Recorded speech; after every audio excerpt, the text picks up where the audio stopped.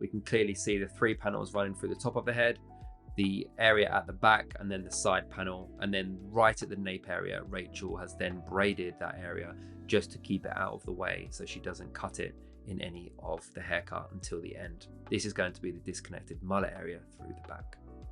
Let's now start off by creating our first section, which is going to be through the fringe area, where we're going to start framing the face. We're working with a vertical section where we've cut in the length where we want to see the hair sit on the forehead, which is going to sit on the eyebrow area. Now, the way that Rachel is approaching this fringe area is by cutting through horizontally and creating the external line first from the center out towards the corner of the face.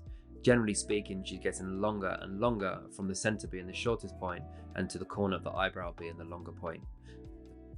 With each and every section that Rachel works back towards the ear area, the hair is technically getting longer and longer. As you can see, the last section over the top of the ear is being over directed back to the previous section just in front, but because the hair and the head is changing shape, there's more elevation at the top of the line and at the bottom of the line, which means that there's more length being left towards the bottom. This is because she wants to have it shorter at the front and longer towards the back to tie into that mullet look in the nape line area. Once she has that first section cut, she's then going to take another section to the side of the vertical section and work off the base of the head with a traveling guide. This means that she's creating a round shape horizontally. She's going to use the side panel as a rough visual guide to retain her length that she wants to create through the back area of the nape. She's working backward diagonal sections, and she's going to continue to add more and more hair into that zone once she's got and established her external length. The way that she's creating it is by working zero elevation and working through the comb, working with the point of the scissor. This will create quite a soft finish and outline on the external line that she's cutting, but also giving her lots of control in the shape. Rachel has decided to take away some more density from the mullet area by just elevating everything out 90 degrees, working vertically through the head shape, and just taking that square shape all the way down in towards the perimeter, which is just eliminating that bottom bit of weight. Once she's finished the back area, she's going to start working through in towards those front 2 sections on the top of the head where the surface becomes flatter. Again, following the same pivot section, working from the center of the head and working forward, creating a round shape with the cutting line.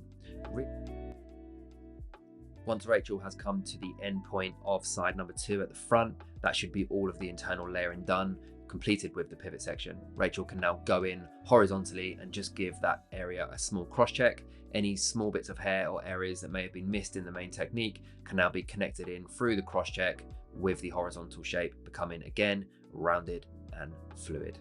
Rachel's going to start the personalization through the temple area, where we have this elongated length through the front, which is really beautiful, but Rachel wants to soften out and frame the face a little bit more with that length, which is a really good idea to work with the slice cutting of the scissor, where she wants to work with very small backward diagonal sections where they're quite fine, where she has lots of control over the length and the density with that cutting line. What you want to do is get a small amount of hair working through the small teeth of the comb, work through the fingers, create the angle and the tension with the fingers, and then come down with the V of the scissor and just let the sharpness of the V of the scissor cut through the hair to create that really soft and edgy feel to this look. You generally want to use the razor in this way, where it's very visual and you're just picking out small bits of hair and adapting the density and texture through the edges, just working with your fingers and working with the razor in a very organic way. You can see with the finished result, Rachel's created a very personalized and individual look for this client, where we've got that pixie look from the front, but then that elongated mullet look from the back, just tying in really beautiful and everything looking very visually connected. We have a lot of soft texture and movement, but we also have something that's very minimalistic in terms of styling and wearability. Thank you for watching this haircut tutorial, guys. We hope that you enjoyed it, and we'll see you on the next one.